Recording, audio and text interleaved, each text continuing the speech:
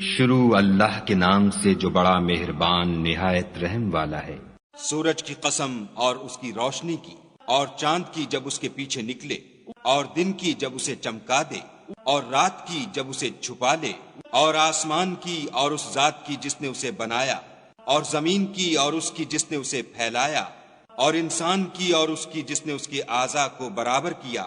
پھر اس کو بدکاری سے بچنے اور پرہیزگاری کرنے کی سمجھ دی کہ جس نے اپنے نفس یعنی روح کو پاک رکھا وہ مراد کو پہنچا، اور جس نے اسے خاک میں ملایا وہ خسارے میں رہا۔ قوم سمود نے اپنی سرکشی کے سبب پیغمبر کو جھٹلایا۔ جب ان میں سے ایک نہایت بدبخت اٹھا